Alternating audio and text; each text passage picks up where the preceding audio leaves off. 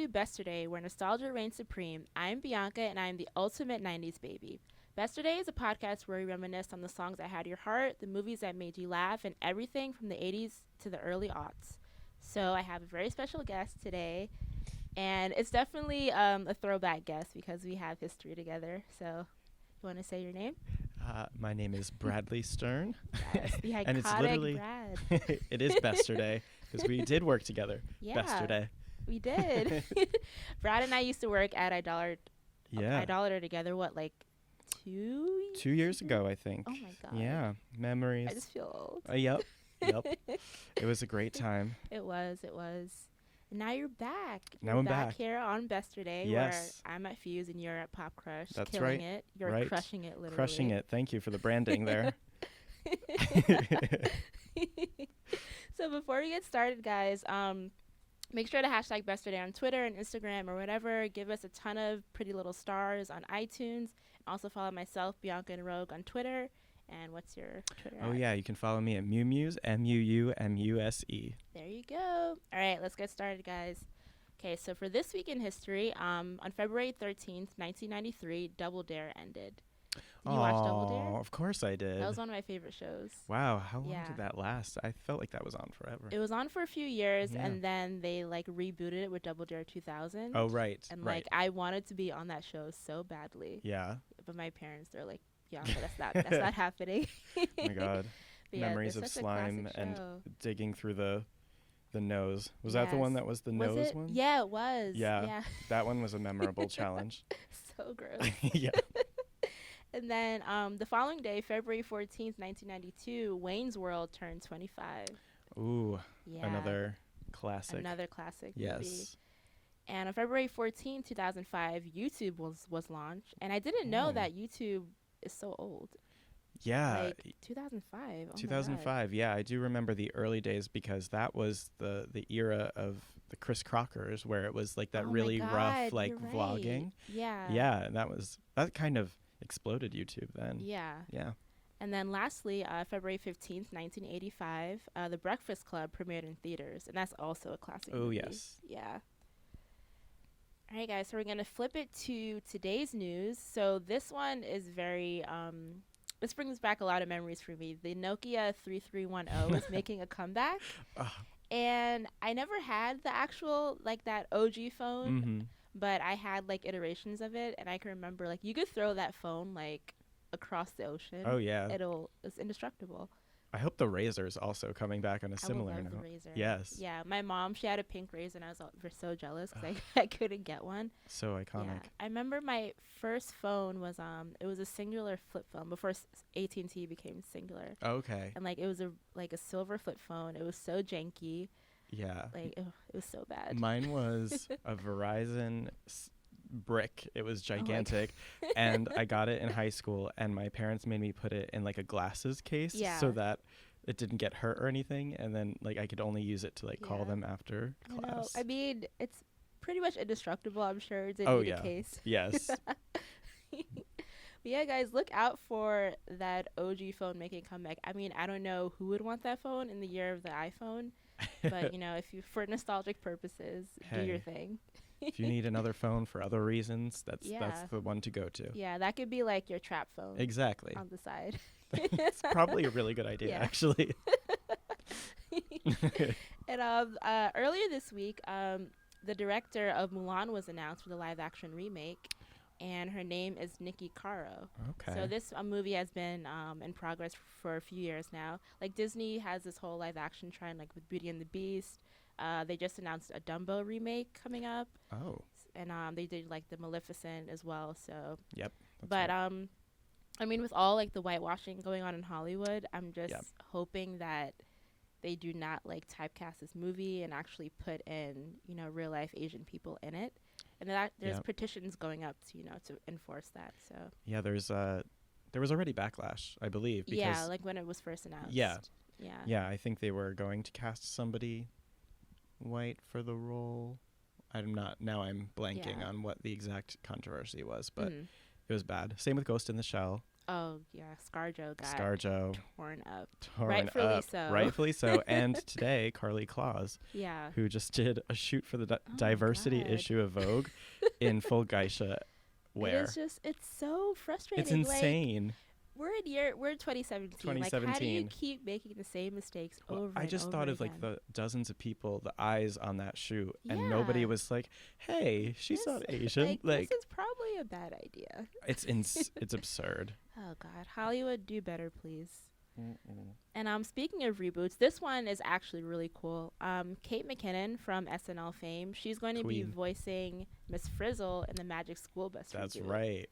I'm so excited about I think she'll this. kill that for sure. Oh yeah. Yeah. I would love to see her in like all that like the mammy like teacher garb Right, with like the right. weird like the snakes and the She'll totally iguanas wear and it. stuff. Yeah. Go Kate. I mean, they haven't announced the release date yet, but it's in production, so I can't wait for that to come out. That'll be great. Everything she does is great. Oh, for sure.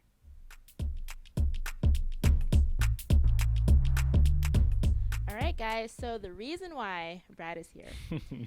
So we are both huge Britney Spears fan. Brad more than I, obviously, because I mean, if you guys follow him on Twitter, you know, like, how deep this affection goes. And I praise you for always speaking the name of the Holy Spirit. And Got the lingo down. yes. Just a casual fan. Just, you know. Casual. Super Just casual. regular. Yeah. But so this today actually we're recording, but you guys are gonna hear it tomorrow. Crossroads turns 15, Ugh. and I can't believe it because I remember watching this movie for the first time, and I didn't even think like this girl's gonna be a huge star, but of course she became the Princess of Pop. Mm-hmm. So do you remember the first time that you watched the movie? So I didn't see it in theaters, which is scandalous to say. Oh no. Yeah, I know. I believe it was DirecTV specifically, but Oh I'm my not God, sure your what. dark secrets are coming Yeah, out. my dark secrets. This was the era where I was pretending that I didn't love her because that was 2002. So I didn't know this. Yeah, there was a really dark moment in my life where I kind of had to hide it because I was feeling insecure in school, and Yeah. obviously all of this coming out, bubbling under. Yeah. So for that brief period, I pretended I liked like Blink 182. It was an awful That is experience. horrible. Awful experience. This is bringing back a lot of shame already. So I didn't see it in theaters. Yeah. Yet I saw Burlesque in theaters, but that's another story. That's for another podcast. That's for another yeah. podcast. And yeah, I mean, I had followed Britney since Baby, so Yeah. I already was enamored. Mm. But I was pleasantly surprised with her goofy acting. I feel Yeah. like she comes across really sweet and natural, And like it's so genuine on screen Yeah. too. And it's weird to me because I was reading the reviews earlier today and people tore her to shreds. Yeah, They they were did. like, "Oh, she's not going to be anything special. Like the acting was so horrible, blah blah blah." yeah, And it's just funny, it's ironic actually to see that those reviews 15 years ago and to see Britney become the huge pop star. Like right. they didn't see that coming at all. Which Right. is so funny. They really wanted to tear her down at the time because she was such a Pop Tart then that they Yeah. were like, okay, now she's trying to do this movie. Yeah, and like, oh, it's- it's not gonna last. yeah. So I think they were extra harsh on her. I mean, it is a goofy movie. It is. But I but- mean that's the fun of it. Yeah. Yeah, I think there are so many like little details about it that are special too, like the fact that Shonda Rhimes wrote it. Yeah, I didn't know that until a few days ago. Actually, that was her first big screenplay Yeah. writing. I was like, oh my God! Like you went from Crossroads to Grey's Anatomy Yeah. to How to Get Away with Murder. Like, Yeah. girl. I mean, yeah, it all started with Britney. Yeah. Yes, As many things do in our it's lives. so true, so true. Obviously, the actresses involved are still working. Yeah, Zoe Saldana and did that problematic Nina Simone movie. Right. And And Taryn Taryn Manning Manning. is in Orange is the New Black, Yeah. killing it. And Britney is taking over Vegas. Yeah, Yeah, exactly. so So they're still everyone did going well. strong. Yeah. Not so much for the lead actor though.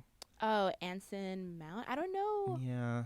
He hasn't been like popping lately. Not- I don't know. Maybe he's just still underground. I liked his eyebrow in the movie, the one that kind of was like nicked. Oh. Did you see? That's like a specific Well, detail. I remember he had like a nicked eyebrow. I don't remember this. I don't know. I remember he had beautiful eyes. Yeah, Yeah, that too. he was And very like a back handsome. tattoo. Yeah. Yeah. And Kim Cattrall as well. That is my personal favorite part of the whole movie, just because. Have you ever seen her Oprah shout out to Britney? No, I haven't. So after the movie premiered, Britney did an Oprah interview, and Kim Cattrall did a surprise video greeting to Britney. Yeah. And she's like, "Hi, Britney. I played your mother on Crossroads." And like she would forget that. She says this like really long thing, like, "I hope you continue to pursue the craft of acting," and all this stuff. She said more words than she did in Crossroads. That is amazing. Her part in Crossroads was just her being like, Lucy. Lucy. Why do you keep saying my name? Yeah, that's all she said. Lucy.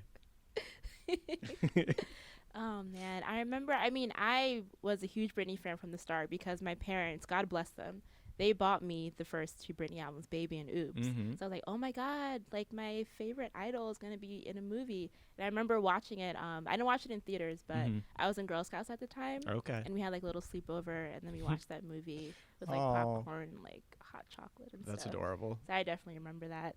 And just seeing her, like, I don't know, just looking back now, like she's become such an icon, and just seeing her being like so goofy and so carefree is like you got to see the human side of Britney that she doesn't often like to show because people bash her so much. Right. So yeah, that was very refreshing to see. It was. Also seeing her sister in it, which I forgot that part. I forgot she's in the Jamie opening Lynn few opened. minutes. And obviously she looks just like Britney, so it's like kind of creepy that it works so well in that segment. Yeah, that was very, very good casting. Yeah. Yeah. So what would you say were like your favorite scenes from the movie? Obviously the sing-along moment. Well, several sing-along moments on the road. Yeah. I would say her karaoke scene with her crimped hair. Oh yeah. Really good. When she turned into a bad girl. Right. Yes. Yeah. She got on a pole. Yeah, I was like, ooh. Yeah. A naughty bee. But my all-time favorite scene is the opening after the kid segment where she's singing to Open Your Heart. Yeah. I mean, literally just having Britney lip syncing to Madonna is like my existence right there in a scene. So the thing is, I didn't realize this. Like after watching it last night, there's a ton of foreshadowing. Like just with Open Your Heart. Like she was recording her self-titled 3rd album like while filming this movie, and then In the Zone came out 2 years after. 2003. So a year after. Yeah, a year after. And she worked with Madonna on that record, so that happened. Yeah. And then when they were singing Bye Bye Bye in the car. That was foreshadowing. Foreshadowing for sure. Yeah. And I didn't know that Justin, he was on set a lot. I was reading about this. Like they were inseparable. Yeah. And she's always like, Lucy was always doodling in her notebook. The director was saying that she was writing Britney and Justin. And like little hearts and scribbles and doodles. That is definitely true. I'm sure that is true. Broke. Yeah. So, no. Oh God. The poems that she wrote. I'm Not a Girl, which is written by Dido, which I don't think a lot of people know that. I didn't know that either. Yeah. Dido co-wrote I'm Not a Girl, Not Yet a Woman. Look at that. Isn't that weird? Yeah. Wait, we're gonna get in the soundtrack really quickly, but yeah, definitely the Bye Bye Bye. That was very foreshadowing, and then also she wore a lot of like Louisiana shirts, like repping her state, which I thought was really cute too. Yeah. Yeah, they had a lot of Louisiana moments. I think they get stranded in Louisiana too. Like the car breaks down there. Yeah, that's where because they were in New Orleans when they did the I Love Rock and Roll scene. Right. Yeah. Oh yeah. Classic. Oh my God. I'm getting so happy thinking about it because people just say like it's such a bad movie, but it's actually very well directed. And I think, for being such young girls, like that was Britney's first acting gig. Like I think they killed it. I think she did a really good job, especially like the emotional scenes. Like I thought, seemed convincingly upset. Yeah. And also she told me I was a mistake. Yeah, right. I thought she was perfectly acceptable. I mean, I'm biased as hell, but also the whole like that it was a flop thing. Yeah. Like I think it grossed like 50 or something. Like it was like moderate. It definitely wasn't a massive flop though. It was just like critically panned. Yeah, I think it's just like one of those things. They're out to get like the young pop stars. Yeah, they're always tearing them down. And another scene that actually I really liked was they were I think it was after they graduated, and Britney, well, I'll call them by their names, Lucy and Ben, they're about to get it on. Yes. And it was just so awkward. Oh my God. Truly. And I remember, because I always see, like, you know, Britney gifts, like, pop up. And, like, when she was opening, like, Tuxedo Jacket, oh my God, and, like, shaking her booty. That was such a moment. Such a moment. Yeah, like, that her was body was truly scandalous. on point. Yeah. Yes. That was, I also, there's a whole, like, undertone of the movie, like, the first 4 years of her career were so dominated by Britney Spears as a virgin. Yeah, and, like, exactly. so much of that movie was about that narrative of, she's right. Yeah. she's a virgin. I can't believe she's going to college a virgin. Yeah. And they totally played into that. Oh, I mean, for sure. You know, for better or for worse, if that's, like, morally, you know, corrupt or not. But they totally played into the virgin narrative. And I feel like just the movie overall kind of spoke to what she was going through with her career, because, you know, the Britney album was speaking to kind of, you know, finding her own voice and becoming, you know, the artist that she always wanted to be without, you know, all the record labels kind of shutting her down. Yeah. And then in Crossroads, it's a coming of age story, trying to find, you know, her womanhood and, you know, kind of get off under the palm of her dad. So I thought that was a cool, like, parallel to, like, what was happening in her career. Yeah, I mean, talk about, her, you know, the whole, even in For the Record, her sparring with her father every 5 seconds is, like, a relatable scene. For sure. She apparently came up with the concept herself, which I believe, because all these things that have happened in her career start with her. Like, exactly. The baby video was her concept. So she undoubtedly drew upon real life experiences for that. Brit. Oh, Brit. Yeah. Getting so deep right now. I know. I mean, because people don't realize, like, no, there's so many layers when it comes to this woman. Yes, so, that's for sure. You just got to break it down. That's true. So what would you say were some of your favorite songs on the soundtrack? I can't believe the Mystical song was on the soundtrack. That was amazing. I know. When I was watching it, I was like, wait, what is happening now? I mean, that is, like, peak 2002. Seriously. Like, let's get turned. Oh, like, man. That was turned then. Also, the scenes of every, like, turn up scene is hugely embarrassing. It's just, like, that's how they partied in 2002. Yeah. Oh, man. But, you know, obviously, I loved the cover. That was really the highlight of the movie. Yeah. The rock and roll cover. Oh, for sure. Yeah, and I think they even put a Overprotected remix on there. Yeah, they did. Yeah. Not the Dark Child remix, but it was like a JS16 or something. Yeah, like a Danish producer or something. Yeah. It was more poppy, but I personally love the Dark Child remix. Of course. That's the best one, side note. But I loved, of course, Overprotected and If It Makes You Happy by Sheryl Crow when they were singing it. Classic. In the car. And also, Man, I Feel Like a Woman by Shania Twain. Oh, so good. Yeah. So good. It was all about female empowerment, It just was. like the subtle undertones, which I really liked. It was, and there were some darker themes, to go back to the movie. I mean, there were darker themes than you would expect for a teen, like, cheesy chick flick kind of movie. Like, oh, for sure. You know, like, basically miscarriage happened. Yeah, like, talking about abuse, rape. Yeah, it was like, there were heavy moments, for sure. Yeah, they definitely went there. And I feel like a lot of people they kind of blur that over, you know, just for sure. kind of focusing on how, like, corny it is or whatever. But and Ben is, like, allegedly a murderer for the first half of the movie, and they're fine with it. No, let's just that's the only part that road. Like, really they could have unpacked a little further. Like, why did you agree to get in a car with this person? And, like, what was her name? Mimi? Yeah. Like, how did she find they this guy never in the first really place? explained, like, yeah, why he just kind of popped up out of nowhere. But yeah. And I would say I always wanted to see Britney in another movie role. I mean, she's obviously done, like, TV cameos and stuff. Like, she recently did, like, Jane the Virgin last year. Right. But I feel like this was her big breakout role, and I always wanted her to, like, follow up more with movies. But I don't know. What do you think? Well, I think that the response that she got from that movie was probably so overwhelmingly negative that she dashed any hopes of doing that anytime soon. But I actually think this is the prime time for her if she ever wanted to get back into acting. Oh, yeah, I agree. Because, I mean, you've got a lull in music with the residency. Yeah. You know, to switch it up a little bit, it would be cool if you did some acting. And it could be I mean, she shines with comedy. She bits. is. People don't know this, but Britney is hilarious. Oh God, yeah. She's so funny. She's so funny. But I even think I think people would look at her in a totally different way if she was in something serious. Oh if yeah, somebody cast her. Like that could be one of those like career transition moments where it's like, oh, like Madonna doing Evita or something, where it's like, oh, I didn't think of her like that. Career-defining moment. Yeah, 'cause I just feel like, I hate bringing this up, but this stupid Lifetime movie that's coming out. Oh my God, awful. I know. I mean, I'm gonna watch it because it's guilty I'm gonna try and watch watch it.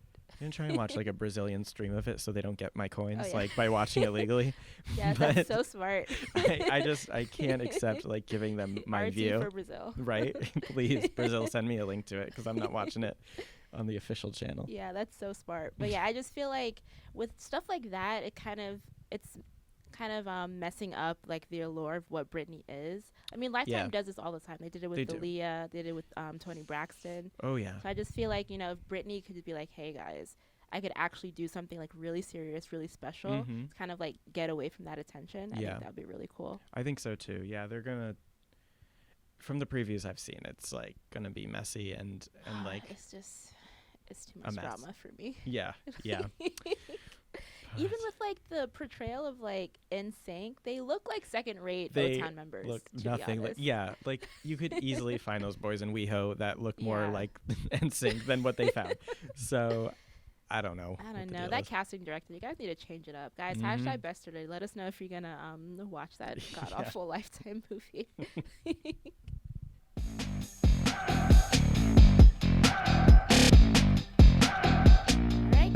We are back with my favorite segment all the time, Song of the Week. And this is a moment where the co-hosts kind of surprise each other with a throwback song, and I always let the guest go first.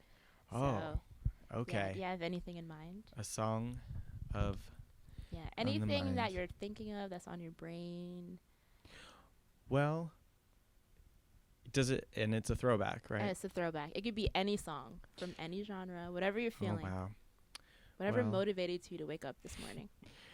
Motivated me to wake up this morning was actually, I guess, I don't know how much of a throwback this is, but Lady Gaga, Dance in the Dark. Ooh, no, that counts as a throwback. Okay, I feel like that's in our top 5 like best songs. Yeah, for sure. I just think like her outfit at the Grammys has like made me such a stan again. Yeah. Like I just felt all of the Little Monster feelings. I felt the same way. It's kind of like a fire ignite. I was like, wait, Mother Monster's back? Queen, Slay. Oh my God. Yeah. And even with like her Metallica performance, like just like stage dive and like going back to her Lollapalooza days and stuff. Yeah, like I didn't even necessarily like that, but I was like, this still feels like the Gaga. Yeah, I know. Like that's the girl at Lolla. Please let Joanne go. Right. Let her go. Right. She's I've gotten enough trouble for saying what I've had to say about Joanne, but I love this current turn.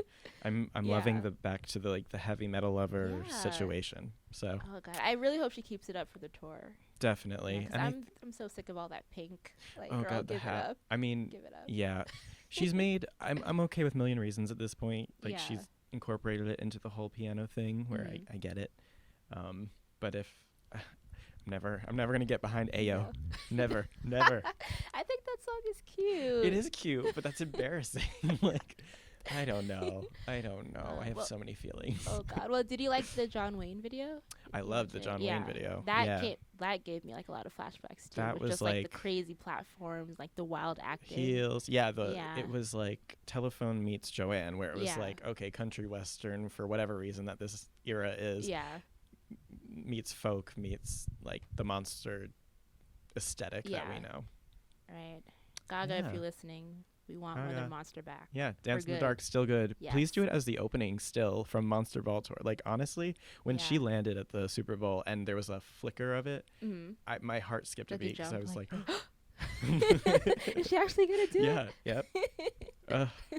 Still good. So my song of the week is, I always think of, like, the most obscure songs, but I was just thinking, I was like looking to see what songs came out in like 2001, 2002 era to coincide with Crossroads.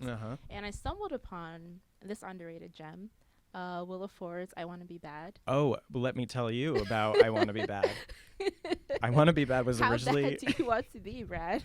I am obsessed with Willa. Sexy Sex Obsessive, another underrated gem of hers.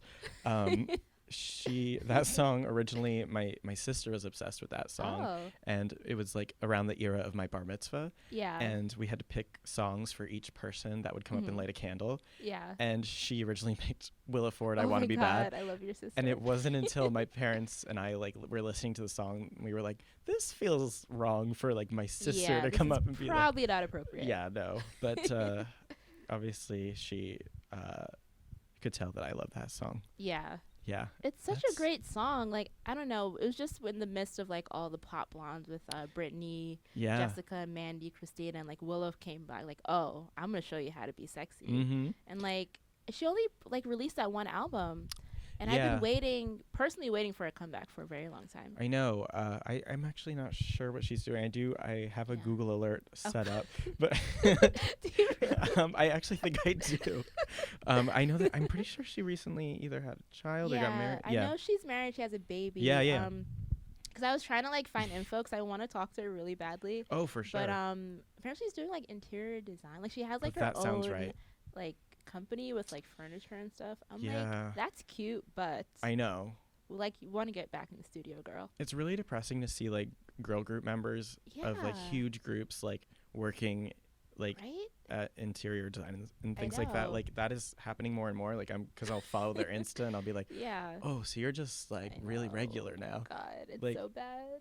Crazy. And we're old and irrelevant now. I know, like even like with some of the, because I was a big B2K fan and seeing them, like, I mean, Omarion's still doing stuff, but like even some of the other guys, like Jay Boog, for example, he's like a football coach, and I'm like, this is what your life has become. And I used to love you so much. It's so rough. The reality. Post fame. Oh man.